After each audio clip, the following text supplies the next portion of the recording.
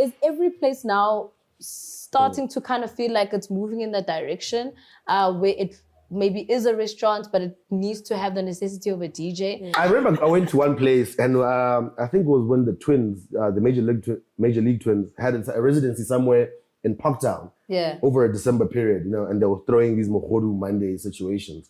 And so it was very north crowd, very north vibe, and it's in Parktown. So, you know what I'm saying? It's like, what's going on, bro? But also there's like Mogodu, you know what I mean? We're here for the Mogodu. But I remember getting there and watching people seriously eating Mogodu. And I was like, I'm not going to be a part of this. I don't know what happened. I was like, I'm not going to eat Mogodu right now. Eat Mogodu immediately when you're smelling like Tom Ford. I don't know, there's a disconnect. Yeah.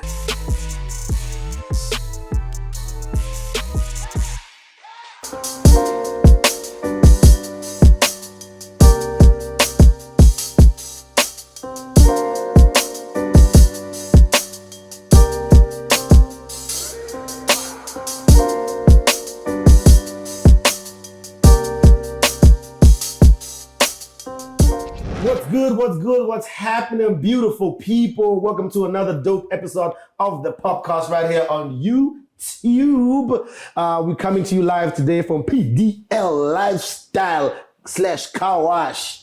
PDL, former car wash, but also can wash the car, but sharp, kill lifestyle. Kill lifestyle. You know what I'm saying? We're in the lifestyle today, all right here in Soweto, of course. And I'm not by myself, as per usual, Miss Cosmo. Hey, what's up? How you guys doing? I'm back. And of course, Sipo's in the main chair today, so Mina, relaxing. Yeah, I'm still sometimes when you're reading like this, and then they said that Minnie Dlamini. And to my left, of course, we have the amazing, the great content creator, humorous, all-around creative. Can you say how you living? I'm good, guys, and I'm so pleased to be here. Thank you so much for inviting me. Nice to be here with you. It's so nice to see you today just as you. Because I always see you as umama or auntie or umalume or ukoko. I'm cool, I promise. You see. I'm cool. It's the vibes. Uh-huh. All right. Thank you guys for joining us on this week's episode. At the top of the news, of course, we want to send our condolences to the family and friends of Lumko Johnson, who was one of the, I believe, a content producer at YFM at the time of their passing. After a very short illness about a week ago, Lumko unfortunately succumbed to their sickness. We're not sure what it was yet that they suffered from or the reason it was. We just told it was a short illness. And very, very sad news, as I'm sure you've heard. Yeah, it's extremely sad news. I mean, I've interacted with Lumko a couple of times from a work perspective. There was a point we shared an office. We were all just like being creatives and trying to do our thing, But Lumko was always just so warm-hearted, always so like accepting of people coming in, accepting of everybody and their creativity, trying to get the best out of everybody. So definitely a huge loss to the entertainment industry, a huge loss to radio, because Lumko believed in radio so much. Radio, entertainment, even TV. Definitely poured their soul into the entertainment space. So it's quite a sad one. Yeah, and for the LGBTQIA plus community, it's losing. Yeah, no. And I think a lot of people are also still trying to understand because everybody who knew Lumko directly understood the transitions that they were going through. But I think for everybody else, especially with the press release coming out about they prefer to be referred to as they or them, very important for people to please still stick to that, especially because you just need to respect for people for who they are and what they want to be represented as. Yeah, there's no point in finding someone. I think if you get to make that mistake once, if I call you something and you tell me, don't address me that way, address me this way, then that's what the person simply asking is that respect me for who I am. Because surely there's no other person outside of the LGBTQI plus community that wants to be addressed any other way. So there's no sort of debate. What do you want? What do you want? It's simply what every person requires you to show them respect. And identifies by, Absolutely. Because Olumgo identified as non-binary, which is basically a person who doesn't identify as a man or as a woman as society prescribes. You know what I'm saying? So that's all it is. And also just out of respect, man. Like just respect what they had done for the entertainment industry, respect them as a person, respect how they lived their lives. And I think let's just stop waffling about pronouns and rather concentrate on who we've lost and how that has affected entertainment. But a big condolences to the family as well as to YFM for their loss. Absolutely. Now we move on to some other news. We're at one venue right now, and you guys know that we like venue hopping. Yeah. Every time we shoot these, half the time we're always in some or other Black-owned establishment like PDL. And speaking of Black-owned establishments, Minnie Dlamini has also joined the many Black owners of venues. It's called The Mansion. Which was, I didn't see that coming. Mamela, it was amazing. It was like, poof. I was like, Minnie, come. What's happening? But it's a very beautiful establishment. Yeah. I kind of saw the pictures. You know, you can see that it's still coming together. Yeah. But it's definitely like. I actually played out there this past weekend. I was there on Friday. And how? Tell us about it. It's dope. It's got a nice vibe. You can see that they were like, they're trying to create like a market lifestyle entertainment for that area. Because I think Centurion is not really known for like umkruvo. It's more of, you know, Afrikaners and their friends. They all live there. Yeah. But they must be at Tembi or Tato those days. They also want to buy a bottle of champagne. Yeah, I know. You know, so Tembi and Tato, here's your spot. Go and check it out. The Mansion, it's dope. It's got a very big like fish tank. With actual fishes in it. With actual fish and in it. I know you guys.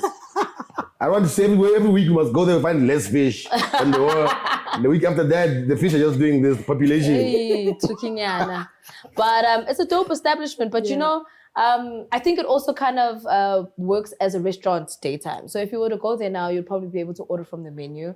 And then obviously in the nighttime, then it becomes like club-esque vibes. Which also kind of brings in a conversation around like, is every place now starting to kind of feel like it's moving in that direction where it maybe is a restaurant, but it needs to have the necessity of a DJ. I remember there was a point where I had been to Jamili so many times and I had the conversation with Alex, like, yeah, so, you know, when can I come play? He was like, no, we are strictly just restaurant, we are food, we are good times. Oh, muntu washintsha. What's it? I'm building a whole situation. Now it's Mkruvo 24/7. So is it the new wave? For me personally, coming from Cape Town, I think I've always thought like Joburg is like that. Most places. Really? My thing is like, I'm here to eat. Why is someone busy ordering azul and coming with lights and I'm just here to eat lobsters or like seafood prawns? Ooh, and lobster. And then tell me, someone's name in... It's like, I've always thought it's a Joburg culture because I came here and I thought it was something you guys been doing here in Joburg. So I don't know. It is very heavy Joburg culture, I think. Because, I mean, if you go around into smaller towns, even as far rural areas or villages, you find that there's the tavern, but then there's no culture of restaurants. Yeah. Where you know what I'm saying? There's no culture. It's the group spot, the bride spot is where all the, you know what I'm saying, where everything happens. There's no culture of just to eat because people usually we like to go and relax somewhere. You get there, put your feet up and have a good time. You're going to be able to get your delicious food, delicious company, and delicious music all in one place. Yeah. So these places that we're attacking sometimes, I feel like, yes, places sometimes you're like, this used to be my favorite spot. I used to come here just for the prawns. But now I must come here for prawns and I must check who's on the lineup. Prawns lineup, you know, I must check both sides of this flyer. So I understand that you just want your old place back. But we are so dedicated to groove and drinking as South Africans. I feel like sometimes we leave places no choice. They feel like they're fighting, like we just want to sell you guys Mogodu, But if it's not Miss Cosmo who's selling you the Mogodu, then you're not going to get what it is. Oscar Mbo will be selling you Mogodu this week. But that Mogodu Monday doesn't work. You know, to every Mogodu Monday I've been to, I've never had the Mogodu. Because the Mogodu runs out by 6 p.m. If you don't come when the sun is still up, you're not getting a single plate. Absolutely. So it's like, okay, but I'm here for Mogodu. Surely you're going to cater enough for your patrons because you know there's going to be 1,000 people at the door. Have enough to feed. It's like they want to just make, you know, Mogodu enough for... became like slang language just to like Mogodu Mondays. There's no Mogodu Monday in Cape Town. You know, I've never seen it either. I remember I went to one place and I think it was when the Twins, the Major League Twins, had a residency somewhere in Parktown over a December period, you know, and they were throwing these Mogodu Monday situations. And so it was very north crowd, very north vibe, and it's in Parktown. So, you know what I'm saying? It's like, what's going on, bro? But also there's like Mogodu, you know what I mean? We're here for the Mogodu. But I remember getting there and watching people seriously eating Mogodu. And I was like, I'm not going to be a part of this. I don't know what happened. I was like, I'm not going to eat Mogodu right now. Yeah. Eat Mogodu immediately when you're smelling like Tom Ford. I don't know, there's a disconnect. Yeah. Somebody was even saying in Cape Town, like, does Mogodu Monday make sense to you in Cape Town? You know, when you're by the ocean there, just ocean breeze, come down, the sun setting, boom, at 9 p.m. like it does in Cape Town. Well, you know what? Let me get some Mogodu, right? Yeah. And Mogodu doesn't have the smell you needed to have. Not by the ocean, I'm sorry. We're trying too hard to take the white people out in Kemps Bay by using all these techniques. Let's infiltrate black people. Let's create. First there was a slaughtering of the goats in Clifton. I know. The first person to open Mogodu Monday on Kemps Bay, the minute you get there, something has changed. But maybe all you need to do in Cape Town is just change the wording, like insides Mondays. Or so, you know, Binakant Mondays or something. I don't know. I think for me, you need to, as much as people want to add that blackness or the black vibe, you know, but I think it's also to adapt so that you don't do something that's far-fetched or far off, you know what I mean? But yeah, I understand like chat about Mogodu, you know. But it is very tricky, man. But like I said, man, South Africans, we love to party, we like to groove. I feel like these people sit there and they're like, how can I maximize? Even farmers market, like guys, farmers market used to be a nice Sunday time. Go there with the lady or my friends, or you know, it was chill, some nice music, some little artisan food. Now you get there and And I'm so, you know what? I won't lie to you. You know when that whole thing was trending for a while? I was so happy that the owner came up and said, I did it on purpose. Yeah. Because I know some of you want some gruvo. It's fine, we'll separate. This area is for the gruvo. This area is just for the food. Even better, I'll one up you. I'm going to open on a Thursday. What's it? Let's go. But the thing is, guys, like, you know, the older you get, you want wholesome things. Yes. I think the whole purpose of that vibe there was to be wholesome, because tomorrow you're going to work, everyone is tired, everyone wants to chill, everyone wants to, you know, just look at the sun, look at nice music, sharp. If you want to do something else that requires you to move a lot physically, you can go somewhere else. Sometimes you need wholesome things. And it's tricky also because now I just want to actually have a conversation with the person I'm with. Now I must be shouting because teacher using effects there next to my prawns. No, but we must take responsibility because we got to Mogodu Monday after destroying the entire week. 7 days in the week. The only day where there's not something to do is a Tuesday. And even then, there's Rhythm Tuesdays. Exactly. How? Have you never been to Rhythm Tuesdays? Don't joke. Have you never been to Rhythm Tuesdays? Oh my gosh, it will blow your mind. You need to go and check out Rhythm Tuesdays. It's rocking. No ways. No, throw back R&B vibes. Well, let's throw back for the first hour and then just back to the trap. And to get us to do these things, they have to name it. Absolutely. You can't just decide on a Tuesday, but you going where? Rhythm. Okay. Rhythm Tuesdays, yeah. Makes sense. That's what they take every day of the week. We used to just, like normal people, guys can't wait for the weekend. Friday, Saturday, let's rock it. Sunday, I might do a little lunch. I might do a little Sunday, I might do a little picnic. And then we said, shut up.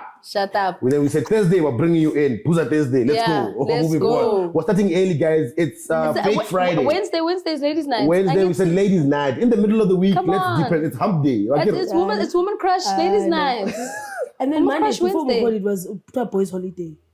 Majita Mondays. Majita Mondays. So it's boys' holiday. When Majita Mondays was starting there, Mogodu Monday, I said, this is just branding. Someone starts this thing, you're like, well, working on something. Just go. Hashtag, let's just see what happens for a long time. And they say, I see now, guys, we have to take it somewhere. Even now with Homecoming Picnic. Yeah. Homecoming Picnic used to just do Friday, Saturday, and Sunday in Sun City. But now they've added Majita Mondays. Ooh. So that's the day of departure now. Just go home. Well, Just people don't go, so drive if you're going to bring in Monday, why leave Tuesday? It's right there. It's difficult, but we decided to do this as ourselves. As the lovers of groove, we're forcing people who just want to sell us food to sell us an entire lifestyle. And look, the only pushback is that people are making money. Yes. And that's the reason that they're trying to, they're trying to get clientele. Some people are losing money to groove, so they're trying to figure out how they can fight back. And at the end of the day, this is the only way for us to survive. Then maybe it's time to introspect South Africa and say, what are we doing to create this this environment where people have to turn into groove every week? You know what I'm saying? You know, if we don't show up on Mogodu Monday, there'll just be Mogodu everywhere in this country and eat it. They'll stop making it. Everywhere you go, there'll just be Mogodu Monday. You're waking up on Tuesday wondering, where did all Mogodu come from? If we still have load shedding, sisters will pull. yeah, definitely. We're definitely going to. And also, how are people managing to cook Mogodu with load shedding? That thing takes a while to cook, my man. Which block are you choosing? Now it's That's why you only get a hours. small portion of it. Exactly. Now they're stingy with the portion. Also 154 or 250. Guys, have you seen the prices though? I mean, somebody had to slaughter. Sure. Somebody had to buy that goat. Sure. You know? I'd rather buy the goat. I know. I say, you know, God, we introspect as a country and figure out where we're going with all these weekends. Because otherwise, we're going to find that we don't have nowhere to rest but our houses. Ish. If that even. Exactly. You know, Well, so- with load shedding, maybe not. But anyway. Absolutely. Sticking with groove, but away from the venues of groove, but rather the creators Yeah. and the DJs themselves. A lot of chat has been happening with Amapiano, as we know. I think we speak about it every week on the show now. Yeah. And every week it's something different, someone adding to the growth of Amapiano. And of course, it was only a matter of time before we get to the point where we're talking about Amapiano, now that it's gone international so much. You know what I'm saying? The Oaks, both Focus and the Devon Gogos and the Major Leagues of the world, the Uncle Waffles of the world are all over. Then they're barely ever available for gigs this side.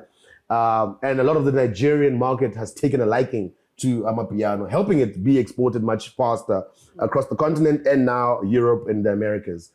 The argument now is like, who took it out of South Africa and showed the Americans or showed the other Africans that our genre is working? Because usually people are trying to trace back and they're saying, I think it was Davido who actually took this sound to Africa. Yeah. Others are coming and saying, I think it was Maphorisa and Wizkid who came and took this sound to Africa. Who do you guys think is it, I don't say in charge, but had the influence of exporting Amapiano? Because the conversation on Twitter was Davido versus Maphorisa, going at each other and both of them saying, man, I'm the one who helped here. And Davido saying Maphorisa actually doesn't even like him. I think Davido was just in his feelings. I think so too. How about you jump out of your feelings and look at reality? Okay? How about that, bro? If we look at anything and its origin and where it really comes from, you have to think about who had the conversation with somebody else who's outside of that space. Yeah. And Maphorisa has had a relationship with Wizkid for years. He's made music with him, Afrobeat songs. He's made Soweto Baby, which was a big song as well. Yes. So Maphorisa and Wizkid's relationship has spanned way before Maphorisa went into Amapiano the way he's doing it now. So it was definitely Pori and Wizkid because of that relationship, and also because of this the single that they did with Wizkid, Burna Boy, and Casper. Sponono. Yes, Sponono. That was the tune. So somebody had actually tweeted to say, Davido's taking it to the top. He introduced it to the world. And then Pori literally just came and corrected him and said, no, this song came out first. This is my relationship with Wiz. This is how we took this thing to the top. Davido just jumped on a moving train and said, here's another hot song. Foka, Kista, let's say a remix. Just like he did the remix with Nasty C at the time when Nasty was hot with Juice Bag. Absolutely. What do you think about this whole Amapiano being exported into Africa situation? I just feel like it was, like Miss Cosmo says, like, Maphorisa was just correcting my lesson, dog. Don't speak out of turn, because maybe you saw that transaction when Davido released the song, but Isuka from this direction. And then, because we know Sponono, you know, and Davido, should have, in his feelings, that's it. You don't like me, we're talking about music here, bro. Yes. You know what I'm saying? And everyone knows that in music, you can't use emotion first. You have to, understand what is being said. And then, if you are someone who wants the correct answer to be out there. Yeah. Do you know what I mean?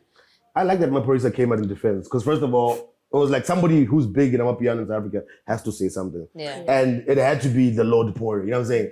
Because any other artist would have felt like it's Foka versus Davido now. It's like, you would have felt like artist beef. That's a little bit more. Maphorisa is kind of like the big brother of Amapiano in a way, you know what I'm saying? So it had to be him that came through. If it was any other artist, it would have been like a versus. Now it's going to be like, who's the bigger artist between Foka and Davido? Then it would have get lost in translation. Exactly. That guy was just like, let me tell you something, my brother. We've done something with this, and this is where it started. It's there in black and white when these songs were released, the impact that they had. Nobody's taking away from the fact that Kesta was a big tune. Yeah. You know what I'm saying? Nobody's taking away that it introduced, especially for Foka, him to a big market, and it allowed him to do that. This thus allowing everybody else to follow suit and to be inspired in those. And I feel like also you should stay out of people's country's business about what you did for them. You know what I'm saying? You should just rather say, guys, Davido, you'd be like, guys, all love to all South Africans. You guys are all doing amazing. We love your sound. What you guys are doing with Amapiano, we'd love to be a part of it. The features that we're doing, amazing. We're not gonna say we took your Amapiano and then blew it up. Now it's just egos. Yeah. How can you say your entire genre is stressed on your shoulders? I think he's just mad because he probably just wants a Pori feature. I think that's actually what's happening And Pori's here. been avoiding him. He's sad because it's just like, bro, but like, let me jump on a beat though. And Pori's just, his alliance has always been with Wiz. And there's that weird beef between Wizkid and Davido. So I think there's also that kind of also playing a part in the situation. And it's also awkward because, the rest of the world doesn't really know the actual origin because they're just like, oh my gosh, there's this new sound from Africa. Yeah. And it's like, no, it's from South Africa. It's not from Nigeria. Because somebody also posted, I don't know if you saw that video of Burna Boy doing the Afro moonwalk on the Jimmy Fallon show. When you see it, it's that moonwalk that Kamumpela does all the time. Sure. So everyone's just like, no, Burna Boy is starting a new trend. It's like, no, brother. And now, Mzansi. And that's the thing of you're seeing the genre do this now. That's why you must know an artist is trying to, let me stay with the relevant things. And you only see big artists keying into what younger artists are doing. It happens anyway. It's not just an Afrobeat thing. Yeah. You even have people accusing Beyonce of the queen. She sits there sometimes and sees where the trends are going and is able to plug in herself creatively in her own expression, but saying, I know this is what my people are at. I know this is what my listeners are at. So this is my creative expression. I'm not creating a new genre or anything, but I'm plugging into what's relevant right now, what people I think they need to hear. I'm now taking it to the top. Because if you're taking from a lot of other artists that are busy, you're seeing the trends. For TikTok, whatever, she knows exactly what's going on. You know what I'm saying? It's like the one artist that doesn't hide it is Drake. Drake is like, I know what's going on here. Let me give these people exactly what they want. They want to create snippets of my voice and make TikToks. They want to create, let me give them that deliberate marketing. And now all the other artists, they do similar things to stay relevant. Remember, these are big artists with big teams around them. So they're getting influenced and be told, this is where you should be going with your direction. This is what the kids want. This is what's popping right now. This is the sound that's actually trending #1 on the Shazam charts. People know how to replicate. Yeah, man. But because you're Davido and you're a big guy, you're like, you can't say you took anything. It must always be you who's saying you put people on. Like some father, you must give him a 2-year ban like we did for Burna Boy. Now we're suffering for it. Now we're suffering. Finally, Burna Boy has forgiven us now. We're suffering for it. But we once told Burna Boy, if you set foot here when I'm father, now it's fine. Now we're dancing. Last life. Let's go. Also, I feel like the way he answered it, he was evoking another feeling because as an adult, you know what's going to be said when you answer it like that. Yes. You know what I mean? Because Pori wasn't lying. Yes. He doesn't like, because no one knows. Yes. You understand? You know that what reaction you're going to get from people. So to silence the actual Nagi that we're in. So you're calling Davido a child? You're basically saying umtana because you had a childish reaction. That's actually what. But he did. He folded too quickly. The video. We're talking about my piano. They answered you about my piano. When you don't like me, hey, but leave that thing. Drops my. So he's right. He was like, what is this news? Us we didn't know that my brother didn't like me. Now you've told us. Now he's dividing. And no one would have actually picked that up. Nobody would have. If you just look at everything. But just put a thumb up sometimes and be like, sure, brapori, and then keep it pushing. But now he made it a thing. Like, so this has nothing to do with the piano. Exactly. Because you want Maporisa to like feel something. But also, I'm picky at all. So it is what it is. It is what it is. Alright, I know.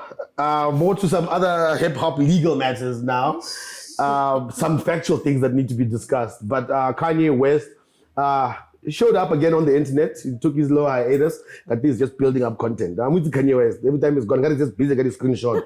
Opening a new folder. I would not want to be Kanye's friend. This week. Because also post the shit that I say to him. No. I'm sure everyone is wary about what they text Kanye West now. Because you screenshot and you'll see 2 Chainz at the top. You're like, 2 Chainz probably sitting, hey, one night.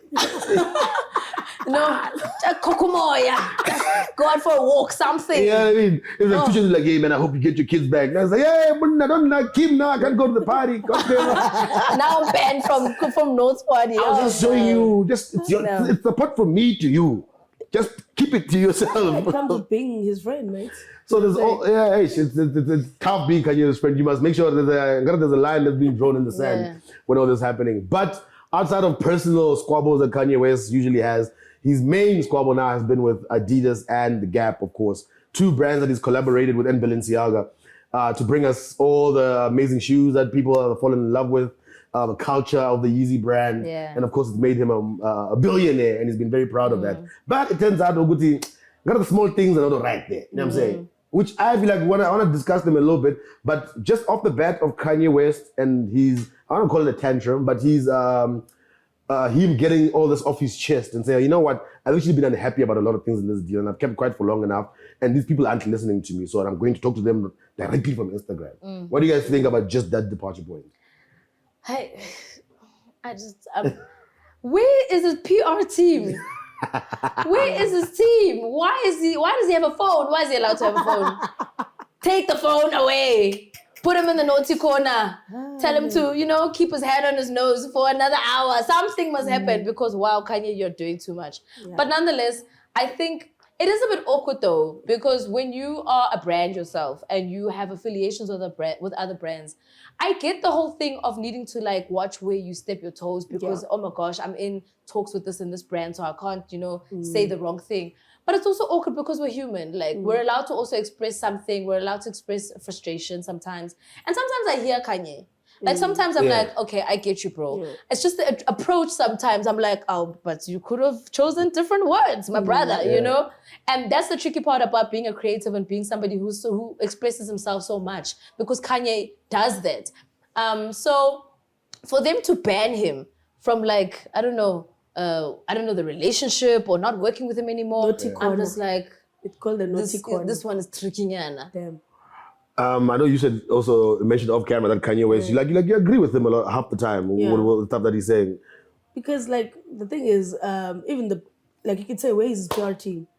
This is Kanye, you know what I'm saying? Also, I feel like he feels like he's worked too hard to have like boundaries or restrictions. You know what I mean? Because whatever he does, everything still comes together for him. You know what I mean? Because he's built that much support and whatever. And also everyone is sure of the work that he does. So I think that has allowed him to be who he is. I think all of us are working to be comfortable so that because you're an adult, you want to do what you want to do, you want to say what you want to say. But it's tricky. This conversation is also weird for me because it's not weird, but I mean, it also just it drops your.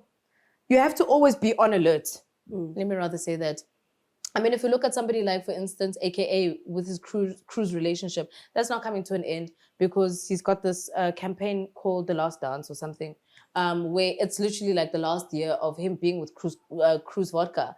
And it's like, but this guy actually took your brand from like nothing to something. And this is the guy that you want to, let go of. Why would you want to do that? Because clearly it's a working relationship. And it was also weird around the time when he lost Nelly, where it was like, okay, they removed his name from one of the bottles. And it's like, you have Watermelon because of AKA. Now you want to take his name off. Why? Because there's some weird situations he's going through or that he's being overexpressive on social media. That's not fair.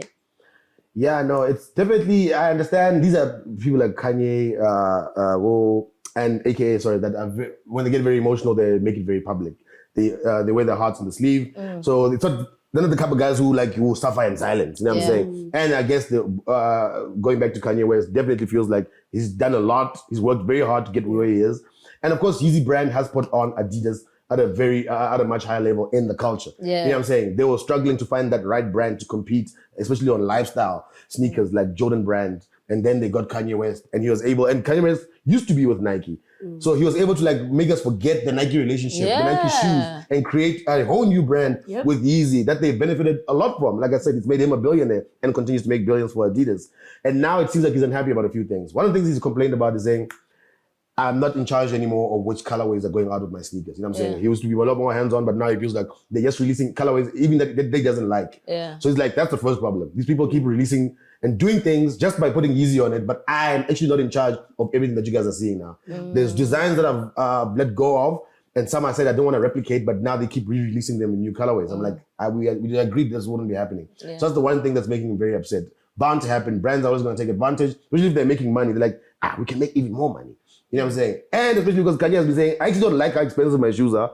I'm partnering with both Gap and whatever. That thing. He's like, I want my shoes and my things to be cheaper. Why is it R1 million for Yeezys? And these are things he's saying. He's saying he's not being able to control the price point. He's like, if it was up to him, they wouldn't be that expensive. And even his Yeezy Gap collaboration, now Balenciaga jumped on it. And it's like, they keep making things and pricing them too expensive because they know that these things are going to sell. But that's not coming from me. And he kept quiet for a long time. And he's like, that's not coming from me. These are things that I wanted to control. I told you guys that I want Jesus to be $20. I want them to get them the same way you get Converse All-Stars everywhere that you go. Yeah. I don't want them to be exclusive. But now they've become exclusive, and it's like, so he's feeling like his brand has been tainted. And after all these things, he's like, you know what, I'm actually terminating these contracts. The Yeezy Gap contract is supposed to end in 2026, I believe. And in 2030, if I remember correctly. And then the one he has with Adidas is the one for 2026. And he's announcing early, those are the last years. After that, I'm gonna terminate. Yeah. So of course, what he's doing now is already hurting the brand because he's telling people you have 2 years to buy Yeezys. With Adidas. After it's I'm not gonna get them. Can forget it. So now Yeezy's under pressure. The profits that they're enjoying, there's a timeline where it will end. And he's already going to start thinking about how he's going to progress. So they're trying to restrict him and say, you can't make any more sneakers, you can't make glasses, you can't make t-shirts, you can't make this. So the fight back apparently is getting weird. But I already read something even before we started shooting. Apparently there might be some ease with the restrictions. They're fighting back because he's fighting with them. Yeah. So initially the clash is going to be of two people who are saying, fuck you or fuck you too. But I think over time, because the restrictions are ridiculous, imagine not being able to use your mother's name to do something like Donda. Oh. You know what I mean? So yes, Kanye West sometimes can be erratic, can throw tantrums, he can look like a child online. But sometimes he's just like, well, the things that I'm doing with these brands, they don't listen to me when I say it nicely. So rather let me tell everybody. Yeah. And then they're going to come to my meeting. How about that? Sure. It's a very, very tricky situation. But hey, man, like I said, Kanye West has done too much. I definitely feel like he should be able to walk away at the end of the contracts and do whatever he wants to do. Same way he walked away. Because the only thing that you should be restricted from is recreating the Yeezy you had with Adidas. Yeah. You know, so you can't take that design and then go put Reebok on it. Also, who wants that? You know what I'm saying? Like, you can't just take, like, imagine the Air Force One, but with different logos on it. Yeah. Reebok has one. It's like, there's no value in that. You know what I'm saying? Also, no brand wants that. Yeah. So I'm just saying, when he's done with Yeezy with Adidas, he must just create new Yeezys. The same way the Nike that he created with back when it was like, those are valuable shoes right now, but he'll never be able to recreate them again because they're created under Nike. But Nike didn't tell him you can't go ahead and make sneakers anymore. Yeah. So whatever moody situation that happened there, this clash of the titans, because apparently he's using Elon Musk's lawyer now. Not that there's billions backing Kanye West. So I think we're about to see fire in terms of like what's actually about to happen. But at the end of the day, legalities now be far from arguments. Here we can sit and chat. Get in the court of law, now you must start producing. Yeah. What did you say, my brother? Yeah. You signed this thing. Forget. I think it can be very, very heavy, and no one definitely wants to see Kanye West lose his brand in any way. Yeah. And people are saying it's going to be a benchmark of how other people will be treated. So whatever fight Kanye West is fighting, he's fighting for other creators as well, because they're looking to do. Both Ivy Park are in Adidas now. Yeah. Both Cardi B, she's with Reebok, and we've seen many other artists, especially with Jordan brands. Almost every athlete you can think about has their own Jordan sneaker as well. So, and everybody has some sort of deals that they look at and say, Kanye West has got a very good deal here. And Jordan has a very good deal. The rest of us, okay deals. Yeah. But what's going to happen in the future when we also want to collaborate and put up our own lines? Is this how we're going to get treated too? But that's the thing, is that it, again, and I hate to bring it back to the same guy, but like even with AKA when he had his relationship with Reebok, and we all was just like, oh, this is like the deal. And then only to find out the legalities that came out a little bit later, and I was like, oh, but you know, this thing could have been handled a little bit better, because I was happy that a South African was finally getting a big deal like that, because people were supporting it. They wanted those super mega shoes for a reason, because he is our guy that we're looking at. You know what I mean? So, tricking out. Honestly, sometimes the first person to do it might only be paving the way for the other people. So the fight that he's fighting in there is like, hey, I'm at war for you guys. Yeah. But at the end of the day, like I said, I hope if he's not happy, he's not happy. But I hope that whatever separation happens here is one that at least he'll be able to walk away with this brand name, that Yeezy brand that he's built so well, and as well as the Donda brand and every other thing, because there's actually other little sub things happening in there, but all attached to his name where he's being restricted. But I feel like he'll get some relief going forward. I think this is just the beginning of these people trying to say, maybe even trying to get an extension out of scaring him or something. Yeah, man. All right. And of course, now we're done with the news. You know, the other news we need to speak about is that thing. That thing that I talk about every week because it's got everybody, but got vice grip online. I know you guys are joining us on the Twitter Spaces every week, speaking about Rings of Power. Of course, the first 3 episodes, everybody was saying that it was loaded with new information. Yeah. Especially whether you've seen it or not, it was like, okay, there's a lot to take in. There's a lot of arcs that we need to follow here. Yeah. You know what I'm saying? There's a lot of people who are seeming like they're going to be very influential in the show. And now we're getting to a point where we're starting to see the people who are actually going to contribute into the series. This week's episode 4 that came out, focused a lot, or my storyline that I was getting very interested in is the homeboy who was captured by the Oaks. Yeah. And seeing now that he's now found out who the father is, Ada, you know what I'm saying? He knows exactly who he is, and it turns out that guy is an elf as well, you know what I'm saying? But he's an elf who's like down with the orcs. Yeah. So like a bitch ass elf or some shit, you know what I'm saying? I think he was just ostracized. I don't know. Yeah, he had a bad time with these people, and then he found that chaos community with the orcs. We even saw him have like a very emotional moment with one of the orcs where before he put it out of its misery, if I can say that, had a like, you know, touching, you know, it was a bit weird. It's a bit of a weird moment with the orcs, boy. Yeah, you know what I'm saying? And now seeing that the orcs are, the Ada is going to send them on a mission, and it's like, you know what, I'm actually going to release you. You've been trying to escape, but we're going to send you so you can go back with the message and let these guys know that whatever's gone wrong right now is actually unforgivable. Yeah. And the only way to fix it is for the entire world to ban. And he's basically saying, I'm about to start a war and you guys are going to hear from me. So it is interesting also with this episode 4 was the first time, or the only episode rather, where we don't see the Harfoots at all. So this was literally just kind of placing the conversation in and around what is happening with the orcs, and being revealing that Ada actually is the person who's going to start the war, or he's going to be very instrumental in the war that's going to unfold. Outside of that, it's also seeing the collaboration and the joining of Galadriel and the Numenors. Yeah. Because when she first arrived, she was very like, we used to have a lot of love for each other as elves and Numenorians, but now you guys are fighting with us. Why are you guys ostracizing me? Hey. She was coming in very tough. And I think it only unfolded a little bit later, especially as you watch the episode, not to have any spoilers for anybody who hasn't watched. But towards the end, you see that the Numenors do kind of get behind her conversation around building a team together, or an army rather, to go and fight Morgoth, because they realize that they actually have the same enemy. And it's nice to see how that collaboration kind of comes through. What I'm also picking up with the one elf who goes and visits the dwarves is that there's a specific thing that the dwarves are mining. Yeah. And with that ore that they're mining, I think is going to be very instrumental with how they win the war with Morgoth, but also instrumental in making the rings. Absolutely. I think short of giving you guys any more spoilers now, we're getting to the crux of the show. And if you're not catching up now and you're thinking you're going to wait until episode 7, you're just going to find out that, and then at the end, they kill Sbusiso. So I'm just going to tell you guys that now, before you find out that they killed Sbusiso, start watching, catch up to episode 4. And most importantly, join us every Thursday. We're still hosting the space, myself and Ms. Cosmo, the Prime Video ZA space, who come in and give their thoughts on what happened the past week, what they're expecting as the show progresses, 7 episodes. Towards the end of season 1. So come through, join us 7 p.m. every Thursday on Twitter space. Follow at Prime Video ZA, and of course myself and Ms. Cosmo, and we're gonna rock. Yeah, and let's have the conversation. Let's debate our different theories. I think that's the dope part about having a space, is that we all have different interpretations of what's happening on the show. So that's what we want to do with you. We're gonna have that chat. So again, join us every single Thursday, 7 p.m. on Twitter. Prime Video ZA is the account to follow. All right. So moving right along, one of my favorite segments on the show, and I know a lot of you guys watching at home, is unpopular questions. I'm going to go straight into this head, pull one unpopular question or scenario out, and then we're going to see how my two people on my left and my right feel about it. Okay. And it goes as such. Who will put the kids on since Ricky is gone? Ooh, this is actually a real one. Kanyisa? Who you can take this is one. Going to look after the kids? I think now that Ricky has left us, the most important thing is that whoever's going to be doing it, is the focus is not to try and be Ricky or to try and overdo. Yes. Okay. You know, I don't know, man.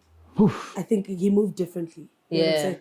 To put that question and his name is just gonna... But it's an important factor to add his name into the question, because he was deliberate about it. Yeah. No one's gonna do it like him, though. Trust.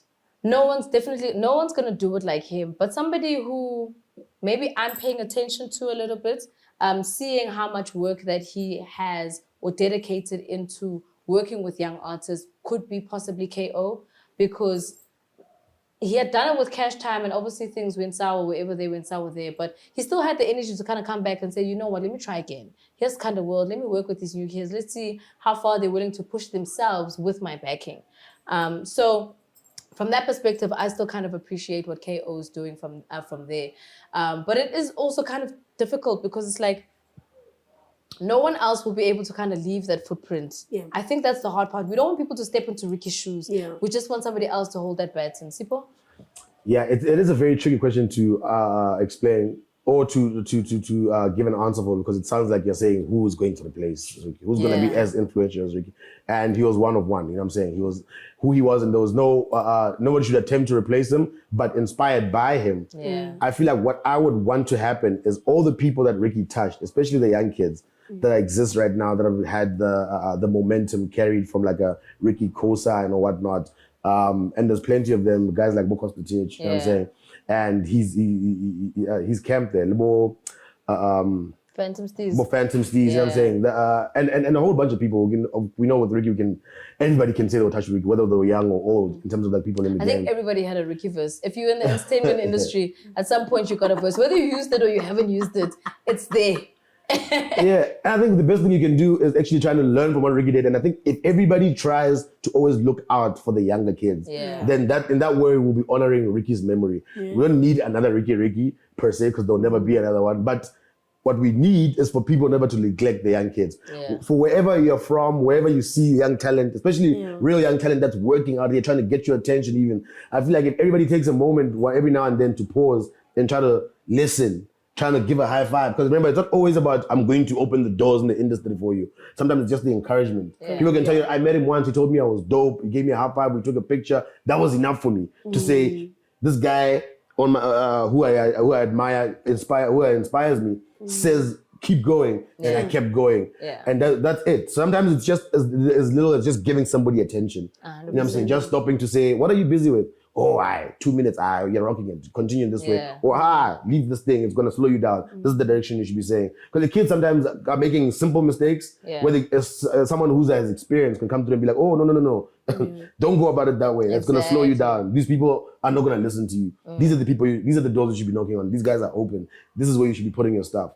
We already know Ricky told everybody, put your stuff on the internet and attack from that angle, because that's you all day. It only sleeps when you sleep. And if you get a lot of buzz, that's when you get people's attention. Yeah. You know? Consistency also. But it's hard to put a name. It's hard to put a name there. But one thing, if you guys watch pop radio, you know that we had an interview with Philo Magolide, and he was taking us through, some of the times of Boys and Bucks and his contribution and what he had said, and we learned a little bit there. And I know a lot of you commented, oh snap! I never knew Stilo was basically right there, and he was the one, in fact, influencing Ricky to like do this, do that. You know what I'm saying? Ricky might have been the face, but he's like, I was helping these kids. I was doing this. I asked them who was backing them, asked them whose house they came to, asked them who was, you know what I mean, who gave them space. So you don't always have to get recognition, because so we don't want to say that all the guys in the game are not helping anybody. We know a lot of people do it, and their personality is not that to come out and say, I'm helping everybody. You know what I'm saying? And that's not what Ricky did, but that was just a part of an extension of who he was. That we knew, and people loved him so much that they told us. So rather, hey, don't give up on the kids, man. We gotta help them.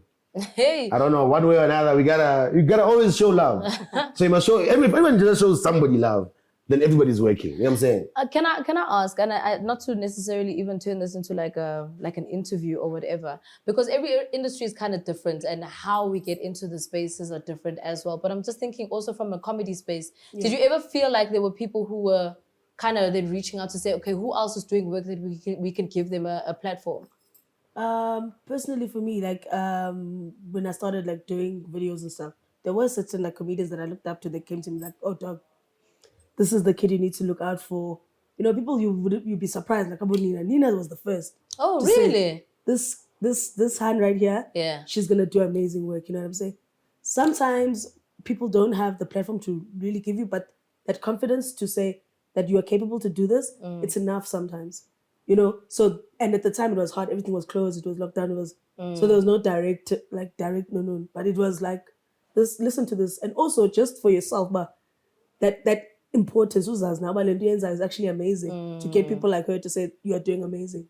That's dope. And also, you're right. Sometimes it is just about the cosign because it gives you the energy to also then kind of then say, okay, let me push this thing just a little bit further. I mean, I don't think you would have come here from Cape Town if you didn't, even have that high five from Nina. You know what I mean? So, hey, man, let's just keep giving back to the kids. That's what's important right now. Absolutely, man. Shout out. And gone. Sorry. What did I say? No one knows. It wasn't a word. That's not a word. And of course, we come to the end of our show by taking you guys through the what's hot and what's not in terms of like music. A lot of music is coming out right now. It's hot outside. It's hot in the studio, my boy. Yes. Oaks are spitting, Oaks are rapping, give my piano, give the house. So everything is coming together. Who busy? And of course, it's because it's summertime. People are going to be outside and we need music to dance to. Yeah. We need music to drive to. We need music to bump to. And let me tell you something. There's a few new albums that came out this week that I feel like are worth a great mention, and we'll get you guys' views on it. Nasty C dropped the Iverson Tour mixtape, rather. Yeah. With a lot of different features on there. He's got Casper, he's got MT. Yeah. What did you guys think about that vibe on the mixtape? The MT Born for This, it's fire. Yeah. It's fire. That's MT. Yes. That we know. Like Yeah. he brought it. And the local Casper. Yes. I'm gonna be bumping to that. Yeah. I dig the track with Blackie and MT. And MT, yeah. Definitely a hot one on the mixtape. What I'm enjoying also about the mixtape is that it's nice and concise. Yeah. It's literally while you're driving, and everywhere in Joburg is a 30-minute drive. You can finish that mixtape in your 30-minute drive. Sure. Literally 10 songs in and out, and you're just bumping the whole time. So I loved how strategic he was about making it a certain length so that he knows you're going to stream it again the next time you get back in the car. One. Also, I did also pay attention to how I really feel like Casper was like, when I'm on this feature, I'm not going to make a mistake. To bring. I need to bring. I need to go local. I need to say, where is Casper? Let's go. And that's what he did for this feature.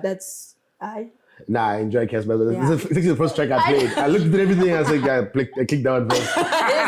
Let's see what's happening here. Let's just start here because I know Casper's receiving a lot of flack. He's he's got all these mixed reviews. It's attacks, it's congratulations. You know what I'm saying? As per usual. So it's like, let me just start here so I can have a departure point. And I was very, very glad to hear how comfortable and dope he sounds on that jam. Also, it took me back to Loco from his album. Yeah. Hey, when it's Loco time, he doesn't play. That nigga, because I went there, I listened to Loco, and I was like, I remember he has a Loco song as well. I went back, and I'm like, he did what he did too. I know. Nah, I really think he came through very, very correct came out through. there. And that track with MT and Blackie, I think it's the second track on the mixtape. Now the flow there comes in and it just sounds like they were like hip hop or hip hop.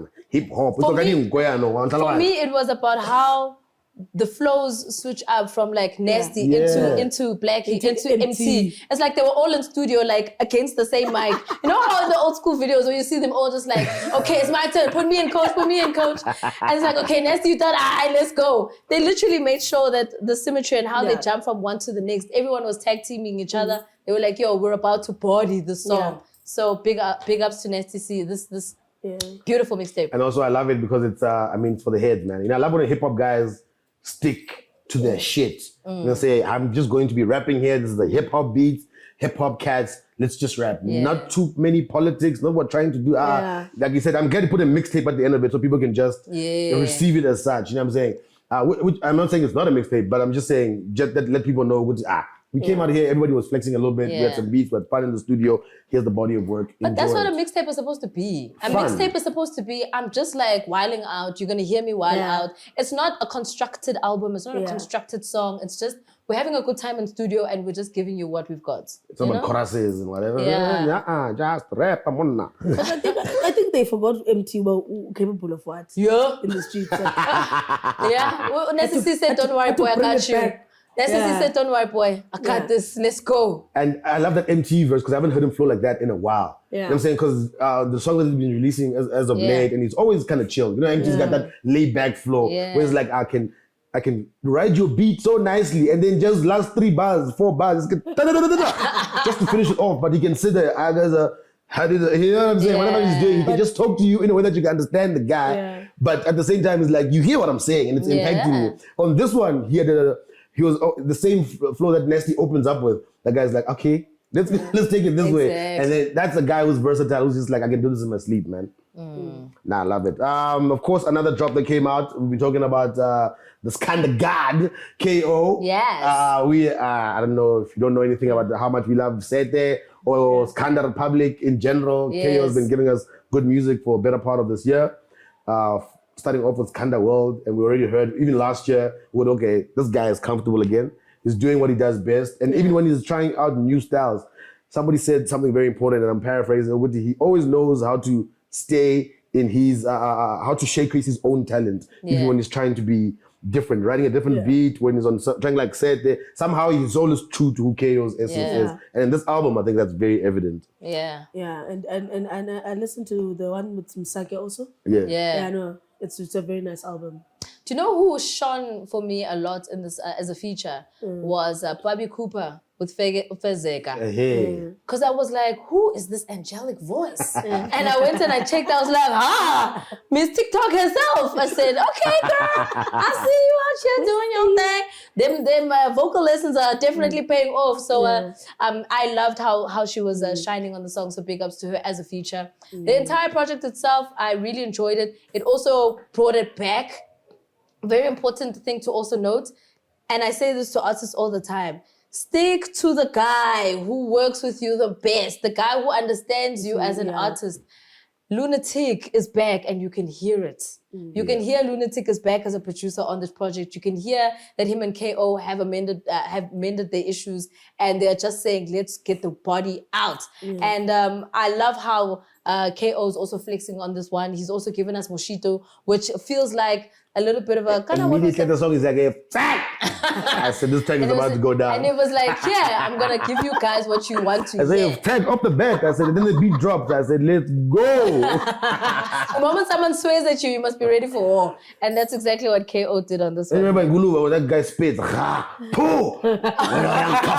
was like, this track is about to go down. This nigga just spit.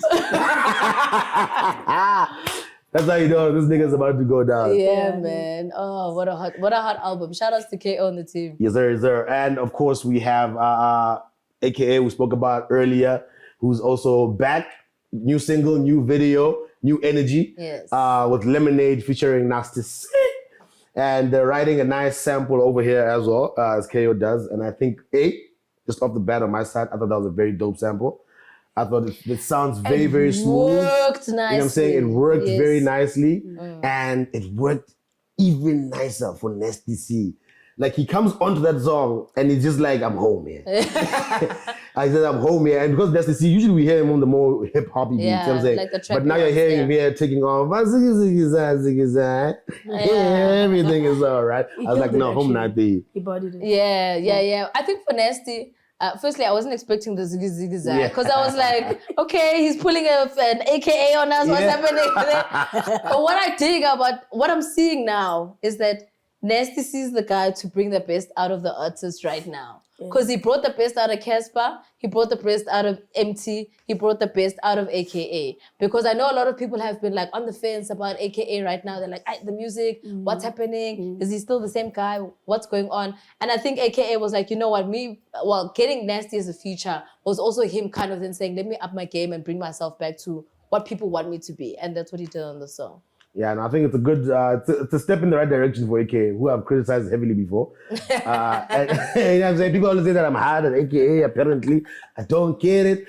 But I thought on this track that, he brought a really dope energy. Already from the beat, Nasty feature, and just how he's writing that beat a little bit. I thought it was a very dope track. It's very nice to listen to in the ears, in the car, wherever that you're bumping it. It's got a very, very nice sound. He's gone back to what we know AKA likes to tweak that production and really get a nice sound out of it. And it's got a nice, fresh summertime feel, the song, you know what I'm saying? It's a song you want to listen to outside. Exactly. Can you say? I know. Shout out. To be honest, I just like this season. Keeping it 100. I'm not gonna lie. Saying Nasty's doing the thing, that's it. No, Nasty definitely sounds better there, and what he's saying is better. I'll say that. Yeah. Really? You know what I'm saying? Already when he comes in Conalanda, Yes. You understand? Yeah. Shoulder roll. Let's You go. understand? Give So us I just want to give it to myself because it's not, you know. Nah, man, dope. Anyway, we've come to the end of yet another amazing show of POPcast. Thank you guys so much for joining us. Thank you to Kanye, sir, for gracing us with a Thank presence. you for having me, guys. Yeah, An absolute man. pleasure. Where can people catch you? What are you busy with right now? What's good? Right now, I'm just busy with brands and just doing work, comedy work. You can find me on Instagram, Twitter, TikTok, gay opinion, Facebook, mix it. At Kaisa_unfiltered and Kaisa_mad. When are you doing a one-woman show? It's like a stand-up. One thing I've told people that I'll never do that. Why? Right. I respect that. There's a lot of comedians Yeah, I who know. people hanging sometimes, but they don't want. It's okay. No. I just want to know your reasons. I mean, it's okay to have that I stance. think people understand now I'm a Leo. Ne? So, and this is a tentative joking, I think. Oh, I know. You know, not for your ego. Not for my. Come on. I have a problem also. What are you motherfuckers not laughing? But at least I'm you outta paid to here. get here, so it's fine. I'm out of Yes. the. I'm out So of that's this something that I fake never shit. want to do ever. Like, Really? you know, it's not something that I want to consider ever. Like, you know, don't never say never. I'm not. Yeah, no. What spaces would you see yourself branching into outside of like social media content? Fast food restaurants. Really? Yeah. Pega? Yeah, I like the fast food. You know the bus food truck. Yeah. American deep fried style. Oh, really? Traveling around the world, doing something comedy there with the food and deep fried. That's so dope. That's what I want to do. I want a food truck. That's I'm dope. A monster one. There's What a. are you gonna sell? What food? Like Please deep not fried. Mogodu. No, deep fried everything. Like deep fried wings, deep fried waffles, everything. Like Wow. all the works. That's dope. You must American actually do style. that because there's a few YouTubers now that are on Netflix that they used to just review food Yeah. and give these wild reactions. Now that guy has like an entire Netflix series. That guy used to That's all like he do does. from his car. Now he has a whole show going around the world and testing. Oh, That's the what I want to dream. do. So when you decide to put the wigs down, that's what you're gonna do. Yeah, I don't want to wear the wig forever. You know what I'm saying? I see you, doll. All right, so thank you for joining us for another hot episode here on the POPcast. Of course, do like, subscribe, comment, let us know how you're feeling about Rings of Power. Remember to join us again tomorrow on the space at 7 p.m. We are going to be chatting about the show Prime Video ZA, and watch episode 5, please, this Friday. Absolutely. Because I do think it's coming together now. We're getting warm, we're getting heated. The war is on the way. Yes, sir. And shout out, of course, to PDL Lifestyle for hosting us out here in Soweto. Come get your car washed. If Hana Koloi, come get fed. You know what I mean? But there's nothing better than having everything happen. The music is happening. The food is happening. The drinks are happening. My car's getting washed. Yeah. I hate going to the car wash. So if I have something to do while I'm washing my car, even better. I know. Absolutely love it. And for myself and Ms. Cosmo, of course, we'll catch you guys next week. We out of here.